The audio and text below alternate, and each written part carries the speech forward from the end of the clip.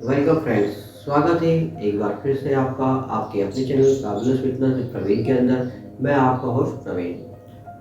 आज का थंबनेल देख के आप जान ही चुके होंगे कि आज हम किस टॉपिक पे बात करने वाले हैं।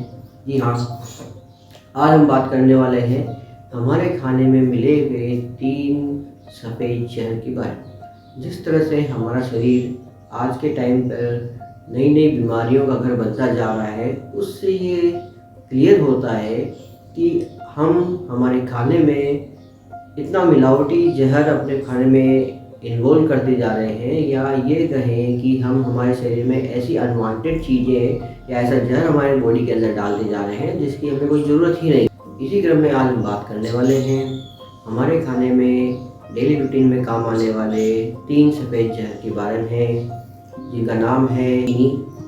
सफ़ेद चीनी इसको हम बोलते हैं शुगर, दूसरा है सफ़ेद नमक और तीसरा है मैदा। ये तीनों ही सफ़ेद जहर कहीं ना कहीं किसी न किसी प्रकार से आज की डेट में हर परिवार में हर पर्सन की डेली रूटीन की डाइट का कहीं ना कहीं किसी न किसी रूप में उसके लाइफ स्टाइल का, उसके डेली रूटीन की डाइट का हिस्सा बन चुके हैं। फ्रेंड्स, आगे बढ़ने से पहले अगर आप हमारे चैनल पर नए हैं तो सब्सक्राइब कर लीजिए और बेल आइकन को दबा दीजिए ताकि इस तरह के इम्पोर्टेंट वीडियोस के नोटिफिकेशन आपको समय पर। चलिए आगे बढ़ते हैं।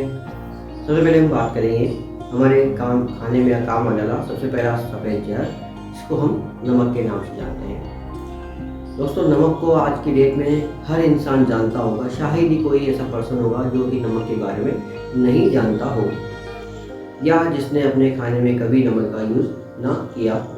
कुछ लोग तो इस तरह की भी आपने देखे होंगे कि खाने को बिना टेस्ट किए ही वह अपने खाने में ऊपर से एडिशनल नमक को ऐड कर लेते हैं, और जब तक वो इसे एक्स्ट्रा नमक ऐड नहीं करते हैं तब तक उन्हें अपने खाने का स्वाद नहीं आता है। तो क्या आपने सोचा है यही सफ़ेद नमक है, वह हमारे कई तरह की बीमारियों का कारण बनता है। ख़ास तौर से आयोडीन युक्त नमक, जिसके बारे में हमारे यहाँ पे काफ़ी ऐड भी चलाए जाते हैं कि आयोडीन नमक खाइए और इसी तरह की बीमारी से बचिए। लेकिन दोस्तों, आपको ये जानकर हैरानी होगी कि लगभग 56 कंट्रीज़ के अंदर इस आयोडीन युक्त नमक को बैन किया हुआ है। WHO ने भी अपनी रिपोर्ट में आयोडीन युक्त नमक से होने वाली बीमारी के बारे में अवगत कराया है, जिसमें कि नमक से लगभग 40 प्रकार की बीमारियां तैयार होती है, जिसमें कैंसर, लकवा, BP, खुजली, सफ़ेद दाग, डायबिटीज़ और पथरी जैसी मेन बीमारियाँ शामिल हैं। और अगर हम गवर्नमेंट आंकड़ों की बात करें तो आयोडीन युक्त नमक की कमी से होने वाले प्रमुख रोग घेंगा नाम की बीमारी होने के चांस आपको 0.03% ही पाए जाते हैं।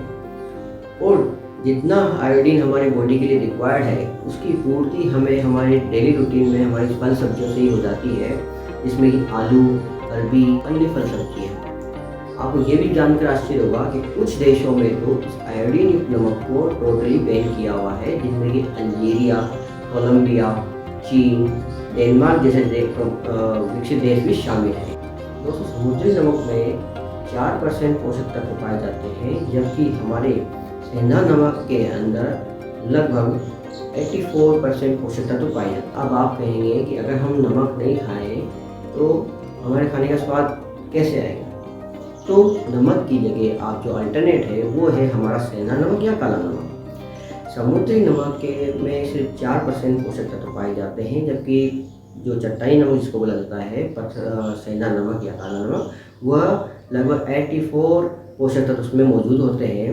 साथ ही साथ ये हमारे भरपूर पोषक तत्व होने के साथ साथ ये हमारे खाने के स्वाद को भी बढ़ाता है और हमारे पेट की हेल्थ को भी इम्प्रूव करता है। आप भी आगे से सफ़ेद नमक की जगह पे सेंधा नमक या काला नमक का इस्तेमाल करके इस सफ़ेद नमक से होने वाली बीमारी से बच सकते हैं और अपने पेट की हेल्थ को भी इम्प्रूव कर सकते हैं। बात करेंगे हमारे किचन में मौजूद दूसरे सफ़ेद जहर के बारे में, जिसको हम सफ़ेद चीनी के नाम से जानते हैं, वाइट शुगर जिसे हम कहते हैं।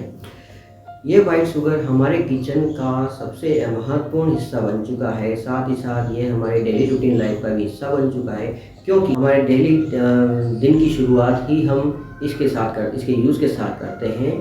क्योंकि हम जैसे ही सुबह उठते हैं हमें चाय या कॉफ़ी की आदत होती है, जिसको बनाना हमारे लिए इस चीनी के बिना संभव नहीं होता है, या हम इसके बारे में सोच भी नहीं सकते कि हम हमारी चाय या कॉफ़ी को बिना चीनी के बनाएं। साथ ही साथ जितने भी प्रकार की जो मिठाइयाँ हम बनाते हैं उन सभी में भी इसी चीनी का यूज़ किया जाता है, और इसको जिस तरह से जिस केमिकल का यूज़ करके इसको प्रोसेस किया जाता है वो इसे और ज़्यादा खतरनाक बनाता है। फ्रेंड्स, इसके अंदर सुक्रोज पाया जाता है जो हमारी बॉडी के अंदर कहीं भी डाइजेस्ट नहीं होता है। डाइजेस्ट नहीं होने की वजह से ये हमारी आंतों में चिपक जाता है और जो आगे जाके कई तरह की बीमारियों का कारण बनता है। इसमें कि सबसे मेन जो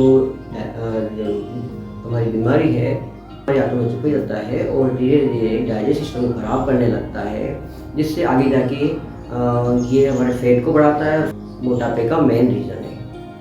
फ्रेंड्स, इसको ज़्यादा यूज़ करने से हमारे शरीर का डाइजेस्ट सिस्टम खराब होने लगता है, जिसकी वजह से फैट बढ़ने लगता है, टाइप 2 डायबिटीज़ तैयार होने लगती है, इम्यूनिटी सिस्टम वीक होने लगता है और स्ट्रेस जैसी बीमारियां हमारे शरीर में तैयार होने लग जाती है। दोस्तों, आपको जानकर हैरानी होगी कि शुगर का यूज़ करने से हमारी बॉडी में सिर्फ और सिर्फ कैलोरीज की मात्रा बढ़ती है। इससे हमें किसी भी तरह का हमारे शरीर के लिए किसी भी तरह का पोषक तत्व या न्यूट्रिशन हमारी बॉडी को नहीं मिलता है, और हमारी बॉडी के लिए जितनी शुगर की रिक्वायरमेंट होती है वो हमारा शरीर हमारे डेली रूटीन के फल सब्जियों से ही पूर्ति कर लेता है। और अगर फिर भी आपकी चीनी की रिक्वायरमेंट बाकी रहती है या मीठा खाने की रिक्वायरमेंट बाकी रहती है तो उसके लिए आप इसके अल्टरनेट के तौर पर खांड, गुड़ या फिर शुद्ध शहद का यूज़ कर सकते हैं। इसी क्रम में हम आगे बात करेंगे हमारे तीसरे सफ़ेद जहर के बारे में, जिसको हम मैदा भी कहते हैं। मैदा इन तीनों से ज़्यादा खतरनाक है, क्योंकि आज की हमारे डेली रूटीन में मैदे का इंटेक भी बहुत ज़्यादा बढ़ चुका है, और इस मैदा को जो बनाने का जो प्रोसेस है वो प्रोसेस इस तरह का है कि जिसकी वजह से इसके अंदर कोई भी पोषक तत्व नहीं बचता है। मैदा को बनाने के लिए गेहूं को सबसे ज़्यादा महीन या बारीक पीसा जाता है, उस पूरे प्रोसेस के अंदर उसके अंदर सारे पोषक तत्व खत्म हो जाते हैं, जिसकी वजह से इसको डाइजेस्ट करना भी ईजी नहीं रहता और हमारा शरीर से डाइजेस्ट नहीं कर पाता है, जिसकी वजह से ये हमारी आंतों में जाके चिपक जाता है, और जब ये हमारी आंतों में जाके चिपक जाता है, डाइजेस्ट नहीं होता है, तो वो हमारी आंतों में जाके सड़ने लग जाता है, और इसी की वजह से हमारे डाइजेस्ट सिस्टम खराब होना शुरू होता है और हमें पेट संबंधी बीमारियाँ स्टार्ट हो जाती है, जो आगे जाकर गैस्ट्रिक और काफ़ी हद तक इसका लास्ट स्टेज में हम बोला जाए तो ये हार्ट तक भी इफ़ेक्ट करती है। आप देख रहे होंगे हमारे मार्केट में या हमारे गली मोहल्ले के बाहर कॉर्नर्स पे या किसी शॉपिंग मॉल के आसपास आपको जहाँ भी फास्ट फूड की स्टॉल्स जो लगी हुई हैं या आपको जो मिलेंगी, उन सभी फास्ट फूड के अंदर आप इस मैदा का ही इस्तेमाल देखेंगे, और इसको यूज़ करके आज हम लोग हमारे डाइजेस्ट सिस्टम को ख़राब करते जा रहे हैं। ख़ास तौर से आपको एक चीज़ और बताना चाहूँगा, इस मैदा को जब हम इस्तेमाल करते हैं तो इससे हमारी बॉडी को किसी प्रकार का कोई विटामिन, कोई मिनरल हमारी बॉडी को नहीं मिलता है। मैदे का ज़्यादा इस्तेमाल करने से या लंबे समय तक इस्तेमाल करते रहने से आपके शरीर में डाइजेस्ट सिस्टम आपका जब वीक पड़ने लगता है, और आपका डाइजेस्ट सिस्टम बिगड़ने की वजह से आपके पेट की संबंधित बीमारियाँ, गैस्ट्रिक, सिर दर्द, तनाव, डायबिटीज़ यानी शुगर, हड्डियों की प्रॉब्लम, मोटापा, फैटी लीवर, हार्ट की प्रॉब्लम, कब्ज, एलर्जी, इस तरह की प्रॉब्लम्स आपके शरीर में तैयार होने लग जाती हैं। इस तरह की प्रॉब्लम से बचने के लिए आपको मैदे का इस्तेमाल बंद कर देना चाहिए, और इसकी जगह पे आपको मल्टीग्रेन आटा, फाइबर युक्त जो आटा होता है उसका इस्तेमाल आपको करना चाहिए। मोटा अनाज भी इसका एक अल्टरनेट है। आज हमने जाना अपने इस वीडियो के द्वारा कि हमारे किचन में मौजूद तीनों सफ़ेद जहर कितने खतरनाक हैं और इनके हमारे शरीर पे क्या दुष्प्रभाव पड़ते हैं और इनसे हमें कैसे बचना चाहिए।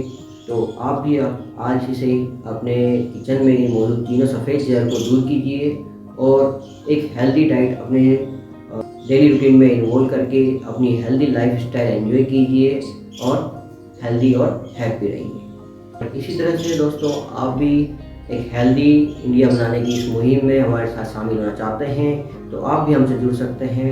उसके लिए आप हमें कांटेक्ट कर सकते हैं और कमेंट भी कर सकते हैं नेक्स्ट वीडियो में। तब तक के लिए नमस्कार।